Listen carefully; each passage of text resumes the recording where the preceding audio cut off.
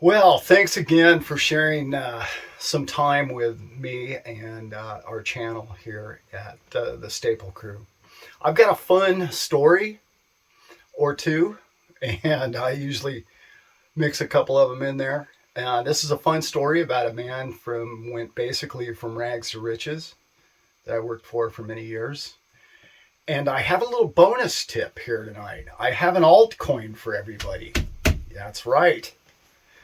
Uh, Many call those uh, a pump and dump. A lot of these are called pump and dumps. This one is not a pump and dump. I'm going to pump it, but it's not a dumper. I'd keep it if I were you. Anyways, that'll be coming up. Got that to look forward to. This story is about a man who I worked for a few years. And he started basically sweeping floors, I believe, at the bank. And I'm going to call him Mr. H, because I don't have his permission to tell you his name. A wonderful man, an incredible family, just some of the best people you would ever want to meet. Humble. Now, obviously, he had a yacht. So, I mean, he did a lot of amazing things for a lot of people. In just a few years that I've worked for him and with him, I met his children. Two of his children, his daughter and his son-in-law in the area of Houston, own or run at one time a virtually free cancer. So I can't even call it a clinic. It's a village that you go to and live in, and they do their best to do what they can to save your life. Amazing people. Talk about giving back and talk about being humble and appreciating every day. That's what Mr. H was to me. He told me a story one time, and I'm going to refer to something that occurred to me that reminded me to tell you people this fun story. He said, Allan, the difference between most people who become very wealthy and the people who just live their lives is nothing. There is no difference. They want the same things for their kids, and they want the same thing from their life, and they want the same, everything. And I said, well, Mr. H, how do I get from where I'm standing to where you're standing? And he told me this fun story. As a banker, he knew this story better than he'd heard it 1,000 times, I'm sure. And he said every time he would sit down and talk with a couple, he'd say, now, okay, you need to budget yourself, and you need to put $100 or $50 or $20, whatever you can put aside, and build yourself a nest egg.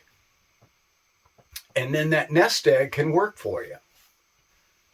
Well, we've heard that story over and over and over and over.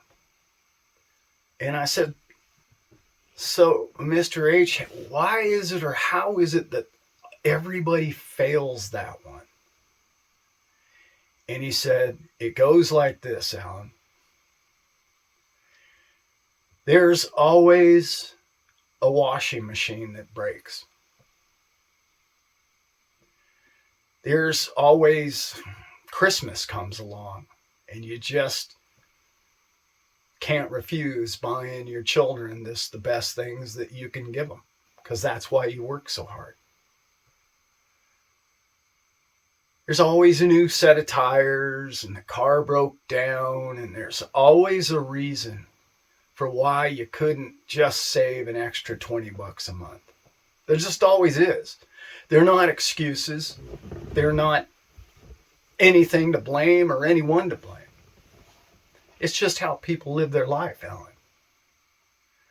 So the difference between a millionaire, a multimillionaire, and most people is simply that.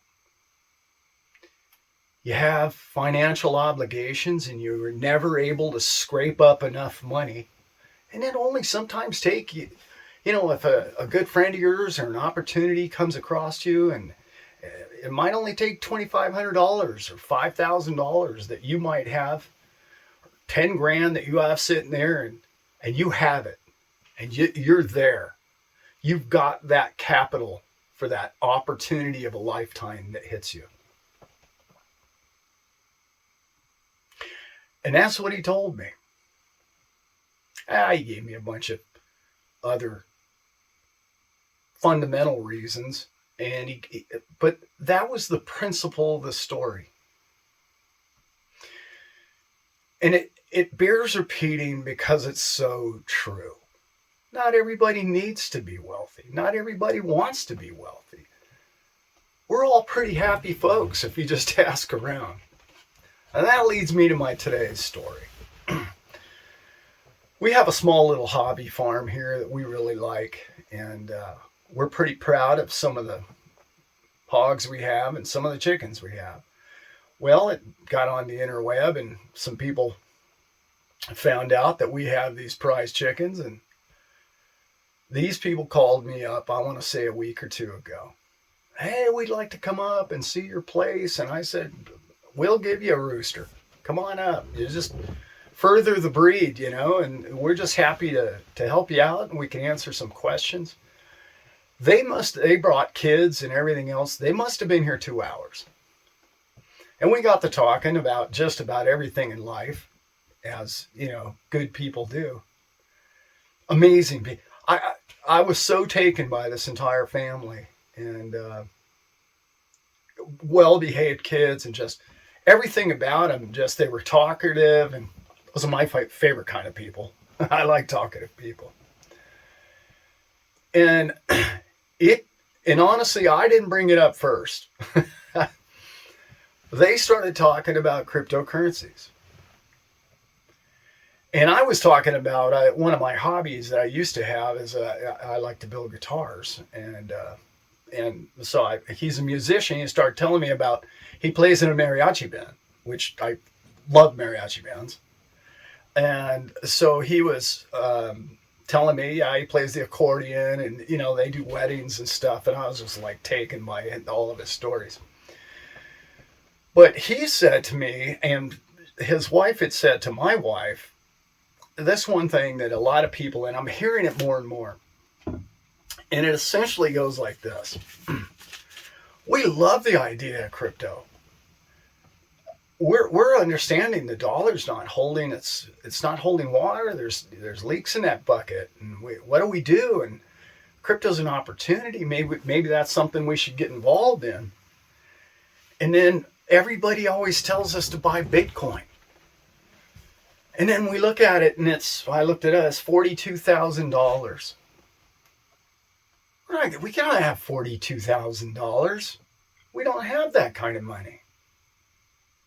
Why? Because they're buying shoes and Christmas gifts and new trucks and tires and stuff they need. They don't have $42,000 laying around. Who does? Nobody does. So that led me to this idea here tonight. We've all heard, I believe it's somewhere between 45,000 and 50,000 millionaires exist on the face of the entire planet. Okay?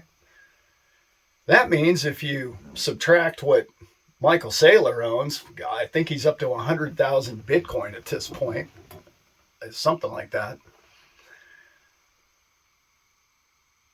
If you've got 50,000 millionaire and you only have 21 million total Bitcoin, that means every millionaire in the world is going to have half a Bitcoin or less. Think about that. A half a Bitcoin. So that brought me to the idea that I think we're talking about Bitcoin to most people in the wrong manner. Not the wrong manner, maybe not the best way to put it to people. So I promised this altcoin that I got for you, and it's this amazing little altcoin that's on sale, and its price is 00042.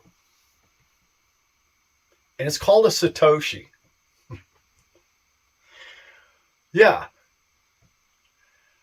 So it dawned on me that everybody should be, it's a little late for the average person to start buying or even thinking in the terms of a Bitcoin. Maybe it's up to us, the influencers or the people who know a little bit more about crypto than the average person, to start selling this altcoin called that Satoshi thing. It's a concept that I think makes a lot of sense, and here's why. Let me just give you some quick little numbers. Okay? $100 gets you 237,000 Satoshis. $500, I know $500 is a lot of money, right? $500 is over 1 million Satoshis. Okay? That's pretty crazy. If you told somebody that you could get 1 million tokens for $500, that is on the most secure network and the best reputation, and is not a pump and dump, I think they'd be thrilled with that product. And it's dawned on me, I've heard other people mention this. It used to be discussed all the time, but it hasn't been brought up as much in the circles that I've been in anyway, that everything will be priced in Satoshis one day. It won't be 0.005 of a Bitcoin. That's just tough math for people. Those 8 decimal points, numbers over from the decimal point is confusing people. So I think the day that you're going to walk into a store and it's going to say a loaf of bread is $3, or it's going to be, whatever, 500 Satoshis or whatever it is, that day's coming. So I really think it's a lot easier for people to say, I've got 1 million Satoshis for $500. Yeah. So you could set aside $100 a month. Hey, every month, right? You're getting 237,000. In 4 months, you have over 1 million Satoshis. That's a number that sounds good. It just rolls off the tongue, doesn't it? Right? So I just think it's a concept that maybe we should be, maybe it even gets its own line, on Coinbase. I don't know. Just an idea. But it brings me back to the original part of the story. People want something real. And people want something secure. We're all simple people. But even simple, average people coming up to me saying, I know there's a problem with the dollar. I know, and I don't know what to do about it. Facebook's too expensive. I can't buy Apple stock. What do I do? What do I do, Allan? Which token do I buy? And they look to me, and I'm not a financial advisor, so I don't like to tell people which coin to buy. That's not, I can lead them to some of the coins that I've purchased and why I've purchased them, but it's not for me to tell somebody. How would you feel if you told one of your best friends, and I know this has happened to all of us in the crypto space, you bought Cardano, 6 months ago at $3, and now it's $1. And they look at you at the barbecue like, you just don't have a clue what you're talking about, do you, sir? Nobody needs that. And that could happen even with Satoshis. Clearly that can happen with Satoshis. But people like those big numbers. People like, hey, I've got 1 million of these things. I got 1 million of them. It's good, fun stuff. Anyway, that's just a fun little concept. And I hope that kind of rang some bells with everybody. I kind of want to finish this on a couple of little, kind of a neat little stance that I've been taking lately. Mainly because of a couple of these Bitcoin magazine interviews that I've been listening to. And this one, I believe his name's Jason. And he said something to me the other day, and boy, doesn't that make sense. He said, Bitcoin doesn't care what the rest of the world is doing. It's not for governments or militaries or people or citizens to accept Bitcoin. They don't have any choice. They simply don't have any choice in the matter. It's not asking for acceptance. This is an arbitrary calculation that has no skin in the game. It has no emotions. It doesn't care what you think about it. It doesn't have an agenda. It's free from all those social media issues that we place upon each other these days. It's free of all of it. Oh, sure, it's got the armies for and against, and why it's bad and why it's good. Well, Bitcoin doesn't do any of that. Remember, Bitcoin's a lot like a gun. It'll never be on trial. Guns aren't on trial. It's the people that are on trial using the gun. There's only 7 countries left now.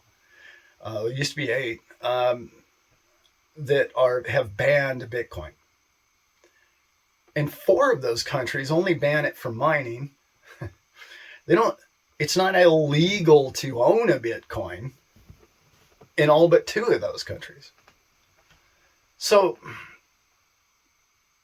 adoption is here, and it's time, and we know it.